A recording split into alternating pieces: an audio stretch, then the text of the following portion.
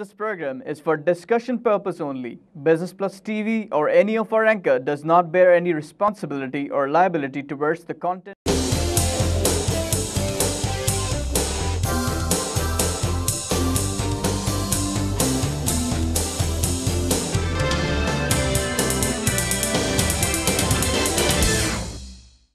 नाजरीन welcome to the market show. मैं हूं अली नासिर। जिस मौजू के ऊपर नाजरीन हम आज गुफ्तगू करेंगे वो है पाकिस्तान की टेक्सटाइल इंडस्ट्री आगाज़ के अंदर, और थोड़ा सा उसको जोड़ने की कोशिश करेंगे बजट के साथ। बजट के अंदर क्या चीज़ें खुशाइंद हैं जो कि हमारे टेक्सटाइल इंडस्ट्री को फेवर करेंगी, टेक्सटाइल एक्सपोर्ट को फेवर करेंगी।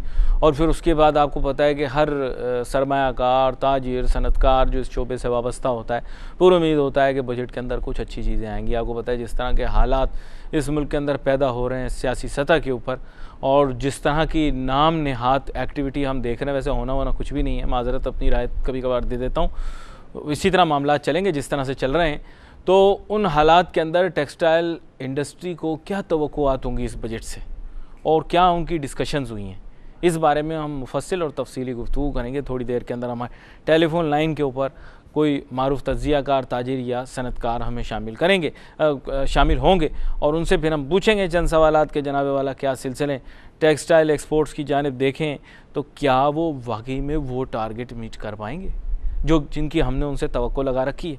क्या पता हो कि सिलसिला कुछ और ही हो जाए। सिलसिला ये है कि 2015-2016 के एक्सपोर्ट फ़िगर हमारे पास आएंगे। पिछले साल के एक्सपोर्ट फ़िगर मेरे पास हैं, यानी 2014-15 के 23.8 अरब डॉलर जो है वो हमने टोटल एक्सपोर्ट की। वाह वाह वाह, छठी सबसे ज़्यादा आबादी वाला मुल्क जहाँ पे पहाड़, दरिया, समुंदर, पता नहीं क्या क्या है, और हमारे ताजिर सनतकार पाकिस्तान का झंडा सीने पे लगाए सारे पाकिस्तान में घूमते हैं, क्योंकि पाकिस्तान से बाहर तो वो फिर उस मुल्क का झंडा लगाते हैं जिस मुल्क में वो जाते हैं। माजरत के साथ नाराज़ ना होइएगा।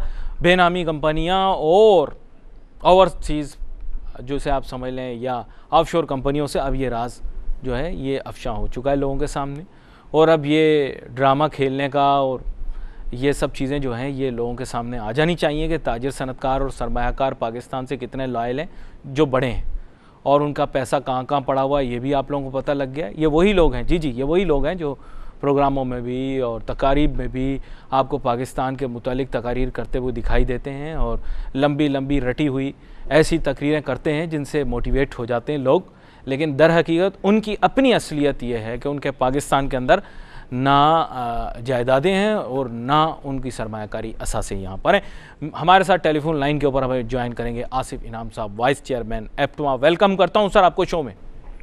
Thank you sir, thank you for taking my call. Asif इनाम साहब, आज बात करनी थी हमने टेक्सटाइल इंडस्ट्री और उसके साथ जोड़ के बजट से, क्योंकि बजट के अंदर बहुत सारी तवक्कुआत आप लोगों ने लगा रखी होंगी, और आपको यही उम्मीद होगी कि हुकूमत आपकी बहुत सारी बातें मान लेगी, और इक्तसादी जायज़े के अंदर ऐसा दिखाई देगा कि पाकिस्तान की एक्सपोर्ट्स बड़ी तरक्की कर रही हैं, और उसको पेश नज़र रखते हुए कुछ और मराहत आपको दे देंगे। माजरत, थोड़ा मुझे तो वही बात कहनी पड़ती है जो मैं पढ़ता हूँ अखबारों में, लेकिन आपके ऊपर लाजमी नहीं है कि आप वही बात करें। मुझे थोड़ा सा ये बताइएगा क्या क्या उम्मीदें वाबस्ता कर रखी हैं आपने। जी, उम्मीदें तो हमें बड़ी वाबस्ता है, जीरो रेटिंग से लेकर ये तमाम चीज़ों तक, मगर जो हमारे और मसले हैं अभी तक ये नहीं करता कि सवालों पे जो इनोवेटिव टैक्सेशन है, जी जैसे हमारी मतलब एनर्जी सप्लाईज पे टैक्स लग गया है। जी फिर अब आपने देखा कि पाकिस्तान की तारीख की बदतरीन 15-20 साल की क्रॉप हुई, उसके बाद ड्यूटी पिछले बजट में होगी, उसको पूरी कर दिया दिसंबर से, जनवरी को 100 गुर्रे लग गए। तो इसके बाद आप देखें कि इस ड्यूटी की वजह से इंडिया से यार्न की भरमार DTRE में जो ड्यूटी फ्री यार्न आ रहा है वो बेखासा बढ़ गई है, क्योंकि हम लोकली अनकम्पेटिटिव हो गए। तो मुझे तो कोई आसार नहीं लग रहा है। अगर आप कहेंगे तो मैं आपको ग्राफ दे देता हूँ कि चाइना का हमारा 2007 में मार्केट शेयर 60% था यार्न में, जो घट के सिर्फ 25% रह गया। तो उसको आप रिसेशन कह लें, तो दूसरे तमाम मुल्कों का जो है वो शेयर 5 से जो है वो 25 हो गया है, तो उनको रिसेशन नहीं लगा। ये तो मुझे ऐसा लग रहा है कि गाइडेड मिसाइल रिसेशन है जो सिर्फ पाकिस्तान को ही आगे लगा है, बाकी तो कहीं भी नहीं है। हाँ, ये बात तो आप पहले एक हमारी जो EU की कंसेशन हमें मिली है वहाँ हमारी एक्सपोर्ट नहीं गिरी है, उसके अलावा जो है वो सारी जगह हमारी एक्सपोर्ट गिर गई है। और ये न सिर्फ टेक्सटाइल बल्कि तमाम तकरीबन आइटमों की एक्सपोर्ट जो है वो इंतहाई नागुफ्ता हालत में है, और उसकी वजह ये ओवर टैक्सेशन है। और बहुत सारे फैक्टर हैं हमारे जो इकोनॉमी का बहुत बड़ा हिस्सा है, जो टैक्स से तकरीबन छूटी हासिल है। अच्छा, नहीं, मैं वैसे एक चीज़ आपसे पूछना चाह रहा हूँ कि ज़ाहिरी बात है न्यू मार्केट्स को टैप करना भी आसिफ इनाम साहब बड़ा ज़रूरी है। हमारे वज़ीर आज़म ने बाहर के मालिक के बहुत से दौरे लगाए। अभी पिछला मेरे ख्याल कासा का था, जहाँ पर झंडे का तो नहीं, माजरत चाहूँ, नक्शे का झगड़ा उठता उभरता रहा। तो वहाँ पर जाकर कोई बात नहीं हुई कि सेंट्रल एशिया के अंदर हमें एक्सेस दी जाए प्राइम या प्रीमियम मार्केट के अंदर। वहाँ पे बड़े अमीर लोग हैं जो अब रिटेल की भी एक उभरती वहाँ पर बिज़नेस है, तो वो हमारी टेक्सटाइल को इंपोर्ट कर दें। चीन भी हम बहुत ज़्यादा जा आ रहे हैं, आपने उसकी डायनेमिक्स हमें बताई थी। उसके अलावा भी दीगर ममालिक के चक्कर और दौरे लगते रहते हैं, लेकिन क्या वहाँ पर स्पेशल मार्केट एक्सेस या टेक्सटाइल मार्केटिंग के लिए कोई खुसूसी काम किए गए हैं? क्योंकि वफूद तो आपके जाते हैं, लेकिन ज़्यादातर ताजिर सनतकार जो टेक्सटाइल से जाते हैं वो सेल्फियाँ खींचते रहते हैं नवाज शरीफ साहब के साथ और फेसबुक पे लगाते रहते हैं। कोई काम भी करके आते हैं या सिर्फ सेल्फियाँ खींचते हैं उनके साथ? जी, इसमें दरअसल देखिए सारा मसला है आपकी कॉस्ट ऑफ डूइंग बिजनेस का। जी। आप जब अपने लोकल बाजार में चले जाएं, आपको 70% माल गैर मुल्की मिलेगा, तो आप कैसे इमेजिन कर रहे हैं कि हम एंड प्रोडक्ट किसी और मुल्क को जाके बेच आएंगे? जी जी। तो ये एक्सपोर्ट तो डिक्लाइन हो रही है, और जो कॉस्ट ऑफ प्रोडक्शन है वो डोमेस्टिक मार्केट में भी आप देख लें, जो हमारे इम्पोर्ट में ड्यूटी टैरिफ्स हैं वो बड़े अजीबो गरीब हो गए। खासतौर पे जब से हमने ये 2-3% मिनिमम टैक्स कर दिया कि हर चीज पे 3% ड्यूटी होगी, तो वो रॉ मटेरियल डिसएडवांटेजेस में हो गए। कई आइटम ऐसे हैं टेक्सटाइल के कि जिसके अंदर जो है फिनिश प्रोडक्ट पे ड्यूटी कम है और इम्पोर्टेड रॉ मटेरियल पे ड्यूटी ज्यादा है। तो मुझे लगता है आगे आने वाले दिनों में इम्पोर्ट बेतहाशा बनेंगी टेक्सटाइल की, और एक्सपोर्ट जो है वो मतलब डिक्लाइन। लेकिन आसिफ इनाम साहब, ये तो मतलब ये कि बड़ा अच्छा लगता है, आप हमेशा जो है बड़ा खुल खुला के बात करते हैं, और जाहिर बात है टेक्सटाइल की जो एक आपकी तंजीम है फ्रेटर्निटी, उस हिसाब से आप उनको मैसेज भी देते हैं गवर्नमेंट को। लेकिन मैं जिनसे भी मिलता हूँ, नाम नहीं लूँगा, टेक्सटाइल के जो बड़े बड़े मैग्नेट्स होते हैं, वो कहते हैं वज़ीर आज़म ने हमें 1 घंटा दिया, हम जहाज़ में उनके साथ जा रहे थे। कोई कहता है मुझे 1 घंटा फ़लाँ ने दिया, कोई कहता है जी मैं मीटिंग करके आया हूँ, फ़लाँ वज़ीर के साथ मैंने तफसीली मीटिंग की, उन्होंने हमें बड़ा टाइम दिया, हमने प्रेजेंटेशन दी। तो लेकिन हासिल मकसद मतलब क्या हुआ, मतलब हल मसले का क्या निकला? Do you think they have actually taken you seriously? किसी भी चीज की जो परफॉर्मेंस है वो फिगर से सामने आ जाती है। जी जी। हमारी इस साल 13% एक्सपोर्ट डिक्लाइन है। अब किसी की कितनी देर भी मुलाकात हुई हो, इसका मतलब है मसले हल नहीं हुए, we are constantly losing market share. और ये मैंने आपसे अर्ज किया कि ईयू कंसेशन की वजह से चंद लोग ऐसे हैं कि वो साथी बरात जो है वो उस तबके तक रह गई है, वो ट्रिकल डाउन नहीं हो रही। मतलब अगर मेरा यान महंगा है बवजह कॉटन खराब होने के, तो वो जीडीआरई में यान आके वो ऊपर ही ऊपर वो बेनिफिट जो है वो सारा ट्रांसफर हो जाता है, नीचे डाउन का चेन आते ही नहीं ईयू का ट्रांसफर। जो कंसेशन की जो बेनिफिट है वो पूरी टेक्सटाइल चेन को नहीं मिला, सिर्फ पहली कड़ी को जो है वो सारा मिल गया। And definitely they are much better off than rest of the textile. हाँ, ये भी एक बात जो आपने की ये अहमियत रखती है। लेकिन अच्छा, दूसरी जानिब चलें, मस्बत भी कुछ बात कर देता हूँ ना। हमेशा आप नाराज़ होते हैं कि मैं हुकूमत का मौक़िफ़ आपके सामने क्यों रखता हूँ। तवानाई का बहरान जो है उस पर काबू पा लिया गया है, तो अब तो वो मसला तो एक आपका हल हो गया कि तवानाई आपको बेशुमार दे दी है हमने। कासा भी हम लेकर आ गए हैं, 1000 मेगावाट, 1000 पता नहीं वहाँ से पकड़ के ले आए, और रोज़ पावर प्लांट लग रहे हैं, उसका आपको बेतहाशा फ़ायदा होगा। उस सिलसिले में क्या कहना चाहेंगे? जी, देखिए बुरहान के 2 जूज हैं। एक जूज तो था कि सप्लाई, तो सप्लाई की हद तक तो ठीक हो गया है, पर वो कॉस्ट की क्या पोजीशन रहेगी? अब जैसे RLNG हमारी उससे लिंक है पेट्रोलियम की ब्रांड की प्राइस से, जी जी, तो वो लोएस्ट प्राइस पे 640 वाली मेरे ख्याल में इस दफा कैलकुलेशन 740 आएगी, अगली दफा 840 हो जाएगी। जी जी। तो तेरा अनवेरिएबल कॉस्ट पे तवानाई का मतलब ये है कि फिर कहने बाद तवानाई किसी को चाहिए ही नहीं होगी। ये तो अब जैसे आपने कहा था कि स्ट्रक्चरल इशू अब इतने बढ़ चुके हैं कि ये जब तक इसको मैसिव लेवल पे कुछ सीरियस कंसिडरेशन नहीं दी जाएगी, ये मसले हल होने वाले नहीं है। ग्रेजुअली इंडस्ट्री मर रही है, और इंडस्ट्री की टैक्सेशन का हदफ तमाम चीजों का बनाया जाता है जो कि बिल्कुल गलत है। और ये सिर्फ उम्मीद टेक्सटाइल नहीं, जो इंडस्ट्री ऐसी भी थी जो हैवीली प्रोटेक्टेड टर्म इंडस्ट्रीज को छोड़ दे, बाकी सबको यही मसाइल का सामना है। नहीं, असल में बात यह है कि बाकी और इंडस्ट्री तबाह हो रही है। ताजर सनतकारों को ना आपसे शिकायत बहुत है। अंदर की बात आपको बता रहा हूँ, एप्टमा की बात कर रहा हूँ बतौर इदारा, या टेक्सटाइल इंडस्ट्री की बात कर रहा हूँ आपसे बतौर इंडस्ट्री। वो लोग कहते हैं कि अपने हमेशा अलहदा मुफादात और अहदाफ रख के ये लोग चलते हैं, इस वजह से फिर जब इनको जरूरत पड़ती है तो फिर कोई नहीं आता इनको बचाने के लिए। मतलब देखिए हमारे उनके हालात में हमेशा एक बहुत बड़ा फर्क है। हाँ। आप टैक्स जीडीपी में देखें कि हमारा जो सर्विस सेक्टर है वो 56% है जी। क्या टैक्सेशन में हमारा सर्विस सेक्टर 56% कंट्रीब्यूट कर रहा है?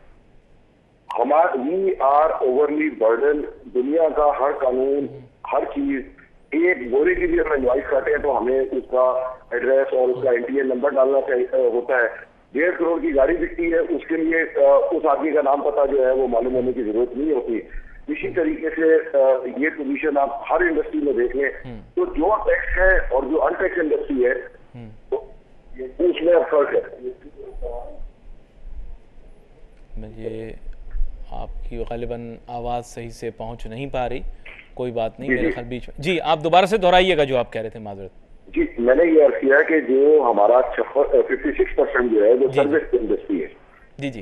तो सर्विस इंडस्ट्री का टैक्स कंट्रीब्यूशन 56% नहीं है। फिर उसके बाद आप एग्जीक्यूशन हटा दें तो सारा जो टैक्स बर्डन है वो डायरेक्टली इनडायरेक्टली मेजर इंडस्ट्री पे आया हुआ है, जिसमें क्रॉस सब्सिडीज टैक्सेशन के अलावा है। जी जी। तो जिसकी वजह से इंडस्ट्री जो है वो ट्रिपल हो रही है। तो बाकी लोगों के कि जिनका टैक्सेशन में शेयर कम है या जो टैक्स नेट से बाहर है तो उनके और हमारे मफादात में हमेशा थोड़ा सा फर्क रहेगा। अच्छा, यहाँ पर मैं थोड़ा हमेशा ही आपसे पूछ लेता हूँ मुश्किल सा सवाल, आज भी मुश्किल सा वही सवाल पूछता हूँ। बात यह है कि क्यों हम ग्लोबल कंग्लोमेरेट तैयार करते हैं टेक्सटाइल के अंदर। अब आप बड़े बड़े जाइंट बैठे हुए हैं जनाबे वाला। अगर देखा जाए तो पाकिस्तान के अंदर शुरू के अंदर आपकी तंजीम हो या टेक्सटाइल अदरवाइज हो, बहुत बड़े बड़े रेवेन्यूज़ कमाने वाली टेक्सटाइल इंडस्ट्रीज़ थी, लेकिन दूसरे मालिक में जाकर या अपने ऑपरेशंस को रीजनली स्प्रेड नहीं किया। इसकी क्या वजह है? और कल को अगर चाइना फैक्टर आता है तो क्या पाकिस्तानी इंडस्ट्रियलिस्ट चाइना में इन्वेस्ट करना चाहेंगे ताकि वहाँ पर भी उनकी टेक्सटाइल मिल्स लग सकें? ये बात दरअसल है कि हर 3-4 साल बाद जो है वो टेक्सटाइल जरा फंगत फूलने लगती है तो कोई ना कोई जो है उस पर टैक्सेशन का उसको टारगेट बना के हमेशा खत्म किया गया है। तो अनफॉर्चुनेटली मतलब मेरे ख्याल में तो 20-25 साल कभी ऐसे मिले नहीं कि टेक्सटाइल जो है 5-6 साल अच्छे आते हैं, उसमें पुराने जख्म बढ़ते हैं, कुछ नई तैयारी शुरू होती है, फिर मतलब कोई रिजीम चेंज हो जाती है और फिर टैक्सेशन को नजर आने लगता है कि इजीएस्ट टारगेट टेक्सटाइल है, इससे ले लें। अब आप मुझे बताइए कि अगर 1 बिलियन रुपए का प्लाजा बनता है तो उसमें क्या टैक्सेशन होती है, जबकि 12 लूम वाले गरीब को भी जो है वो जो चूंकि 20-25 आदमियों को रोजगार देते हैं तो उससे हम चाहते हैं कि जी वो अकाउंटिंग रखे पूरा और एक चीज की रिटर्न फाइल करे और उसके लिए हमारे सारे कवानीन होने चाहिए। सर खादिम एक आपसे पूछना चाहता हूं, बिल्डिंग बनाने वाला जो है वो बरियो जिम्मा है हर चीज से। सर शख्सियात का नाम लिए बगैर आपके सामने एक बात रखता हूँ, वही लोग जो सबसे ज़्यादा रोना रोते थे टैक्सों का बोझ बहुत ज़्यादा है, 1 विंडो होना चाहिए, आज उन लोगों को इख्तियारात दिए गए, उन्होंने क्या काम किया? कुछ भी नहीं किया। उनमें टेक्सटाइल वाले भी हैं, बाय द वे मैं फिर बता रहा हूँ कि मैं शख्सियात का नाम लिए बगैर बता रहा हूँ। और मसला ये है कि उन्होंने क्या हल किया। पहले वो रिप्रेजेंटेशन करते थे, बहुत शोर मचाते थे, आप लोगों के प्लेटफॉर्म से तो नहीं लेकिन टेक्सटाइल बिरादरी के हिसाब से या टेक्सटाइल फ्रेटर्निटी के हिसाब से आज उनको इख्तियारात मिले, उन्होंने क्या किया? कुछ भी नहीं किया, कोई 1 विंडो वगैरह कुछ भी नहीं। बस जब भी पूछो तो वो कहते हैं मैं ते माली हैं, मैं ते माली हैं, मैं ते माली हैं। जी सर, इसमें ये पोजीशन है कि बहुत सारे टेक्सटाइल ग्रुप जो है वो अब मल्टी डायमेंशनल भी हो गए, जी उनके और दूसरे बिजनेसेस भी हैं। Yes yes. तो उनके अपने जो फैक्टर्स है वो अलग हो गए, मतलब उनके मफादात जो है वो बड़े स्प्रेड हो गए। जी जी। ये मैंने अर्ज किया कि आपको जैसे EU कंसेशन मिला तो वो उसके जो मेन बेनिफिशियरी है वो फ्यू अपर जो फाइनल स्टेज के टेक्सटाइल वाले हैं सिर्फ वही रहे, नीचे की स्टेज पे कपड़े से लेकर हर चीज DTRE में आके वो तो कवर हो जाते हैं। उनको तो ना तो domestic cost of doing business का प्रो रेटा नुकसान उठाना पड़ रहा है ना कुछ है। आप ये देखिए कि इसीलिए सिर्फ टीम की एक्सपोर्ट हमारी नहीं गिरी है, हमारा वो तकरीबन 8 से 10% अनकम्पेटिटिव है। इसको हमें हल करना होगा, चाहे वो रिबेट्स की फॉर्म में हो चाहे वो किसी भी फॉर्म में हो। नहीं, लेकिन वो कहते हैं कि वर्टिकली जो है ना अमाउंट बहुत बड़ी है, लिहाजा इसको कोई टच करने को तैयार नहीं है, मगर अल्टीमेटली मतलब इससे हालात खराब ही होते जाएंगे। आसिफ इनाम साहब, मेरी गुफ्तगू तो आपके साथ अधूरी रह जाएगी, लेकिन आने वाले दिनों के अंदर आपके साथ ज़रूर गुफ्तगू करेंगे, आपको प्रोग्राम में भी मदऊ करेंगे। बहुत सारे मौज़ूआत ऐसे हैं जिनके ऊपर गुफ्तगू होनी चाहिए। यहाँ पर हमें एक छोटी सी ब्रेक लेनी है। नाज़रीन, ब्रेक के बाद हाजिर होंगे एक नए मौजू के साथ, कोशिश करेंगे उसके ऊपर भी मुफस्सिल गुफ्तगू करें। Let's take a short break.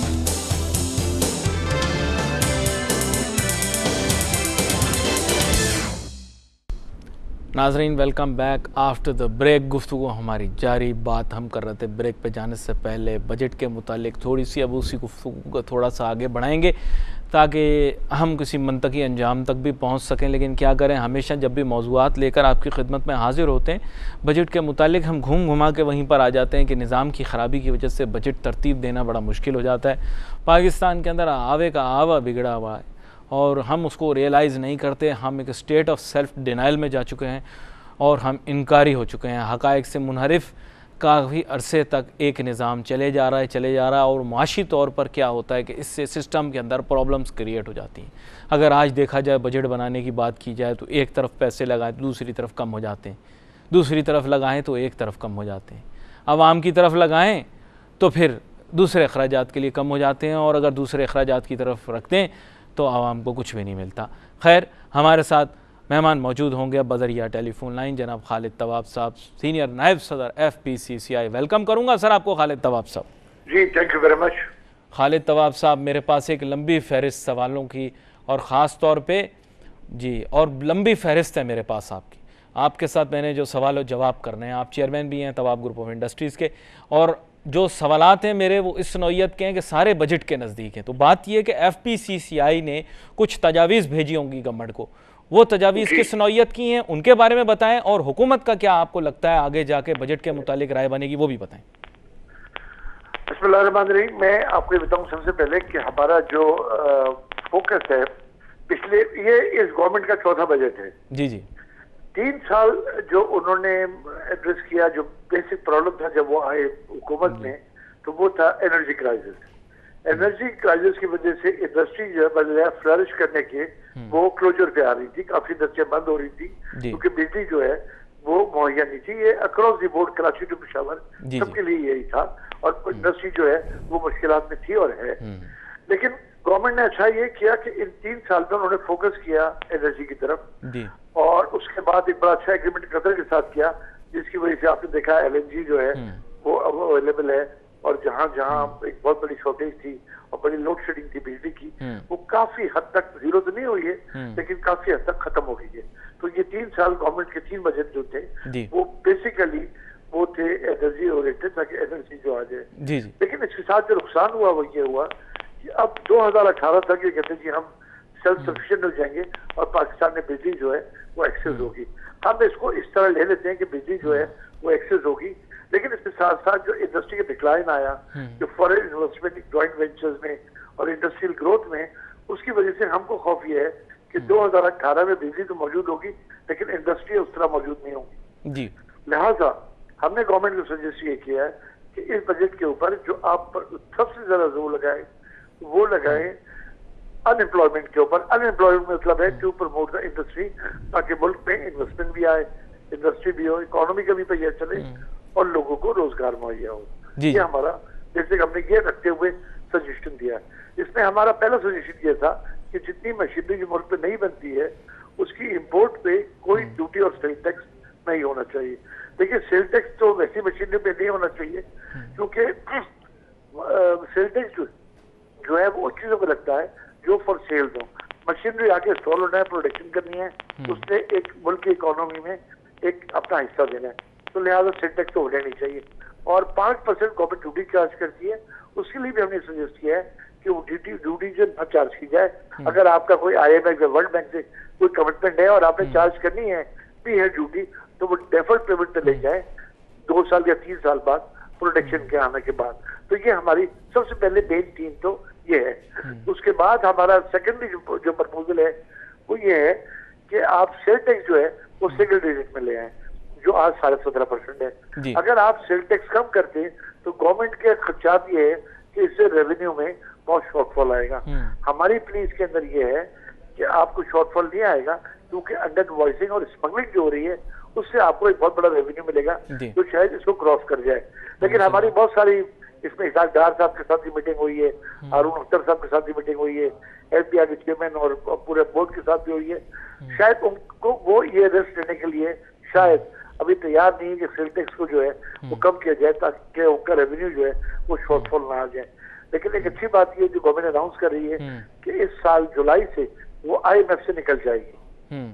अच्छा। नया फर्दर कर्जा जो है वो नहीं लेंगे। जी जी। तो मैं समझता हूँ ये भी एक अच्छा होगा, क्योंकि हमारे बहुत सारे जो पॉलिसीज हैं वो भी IMF की डिक्टेटेड है। तो ये बजट एक ऐसा होगा जो IMF डिक्टेटेड नहीं होना चाहिए, और इसमें गवर्नमेंट को अपनी प्रायोरिटी सेट करनी चाहिए, और प्रायोरिटी इसके अलावा कोई नहीं होनी चाहिए कि मुल्क पे इंडस्ट्री लगे। अच्छा, यहाँ पर एक चीज़ आपसे पूछना चाहूँगा, खालिद तवाब साहब, मसला ये है कि गवर्नमेंट फूड इन्फ्लेशन की जानिब देख रही है, लेकिन फूड इन्फ्लेशन के साथ साथ नॉन फूड इन्फ्लेशन के अंदर एक बहुत बड़ा प्रॉब्लम आ गया, हाउसिंग प्राइसेस बहुत ज़्यादा जो आप समझ लें कि बढ़ रही, उसकी वजह से जो है ना आगे जाके इन्फ्लेशन के नंबर जो है ना वो मेरे ख्याल से इन्फ्लुएंस हो सकते हैं। और इसके साथ साथ इस चीज़ को भी अकाउंट फॉर करना पड़ेगा इस दफ़ा के इकोनॉमिक सर्वे और रमज़ान का महीना तकरीबन पैरेलल आएंगे, साइमल्टेनियसली जब ये आएगा तो इन्फ्लेशन का पूरा यानी महंगाई का पूरा इम्पैक्ट जो है वो रिफ्लेक्ट नहीं हो पाएगा। आपके ख्याल से कोई ऐसी मिसरिप्रेजेंटेशन तो नहीं हो जाएगी वहाँ, और कोई इशू तो नहीं बन जाएगा? देखिए, एक बात तो बड़ी वाज़ेह है जी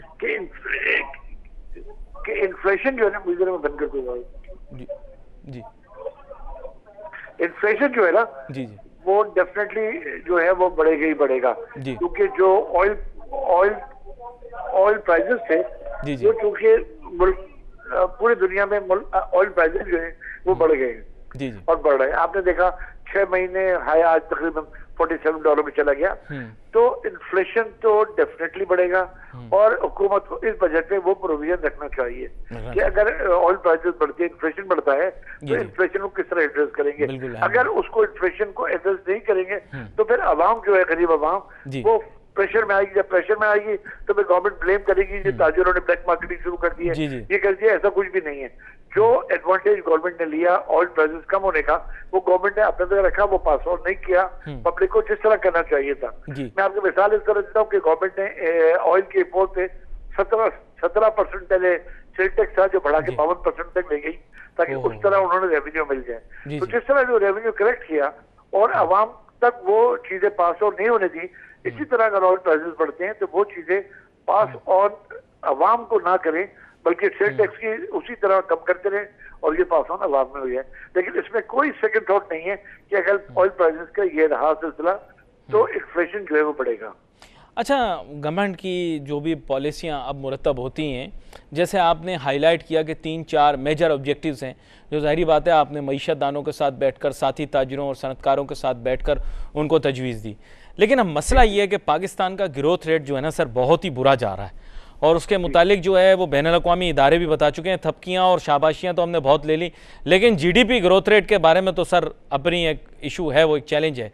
और फिर उसके साथ साथ प्राइवेट सेक्टर जो क्रेडिट है उसमें भी कोई ख़ास हमें दिखाई नहीं दे रहा। न्यू एसेट्स हैं, फॉरेन डायरेक्ट इन्वेस्टमेंट, चलिए CPEC का मैं कहता हूँ मंसूबा आएगा, मुस्तकबिल में पैसे आएंगे, अभी तक इतने नहीं आए लेकिन मुस्तकबिल में आने की तवक्को है। लेकिन इन सब चीज़ों को सामने रखते हुए आप क्या महसूस करते हैं? देखिए, बात आपकी 100% ठीक है कि हमारे, जैसे मैंने आपसे गुजारिश के लिए हमारे पास इन्वेस्टमेंट नहीं आई है, उसकी वजह यह है कि हमारे पास आज भी इंफ्रास्ट्रक्चर अवेलेबल नहीं है इंडस्ट्री के हवाले से।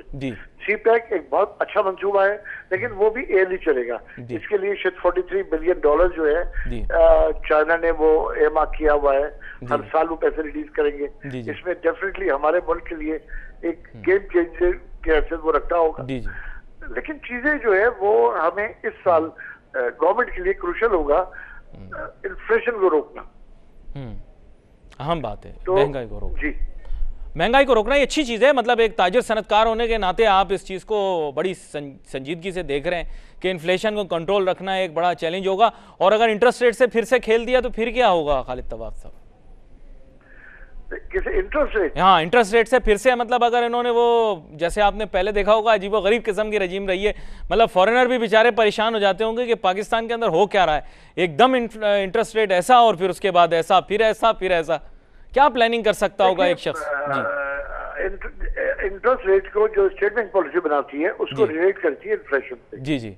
जो इन्फ्लेशन कम होता जाता है ये इंटरेस्ट रेट कम लेकर के आते रहते हैं। जी जी। और आज जो इंटरेस्ट रेट आया डेफिनेटली से कोई शक नहीं है, यानी फाइनेंसेस के हिसाब से ये बड़ा आइडियल सिचुएशन है कि इतने कम लोअर रेट पे हमको पैसा मिल रहा है, चाहे वो प्राइवेट सेक्टर हो चाहे वो गवर्नमेंट हो। लेकिन पिछले सालों में गवर्नमेंट सबसे बड़ी खुद बोरोवर थी, क्योंकि एडवांटेज तक भी गया और प्राइवेट सेक्टर के पास प्राइवेट बैंकों के पास भी स्टेली नहीं थी, क्योंकि सारे पैसे गवर्नमेंट बैंकों से काफी हद तक उठा लिया करती थी।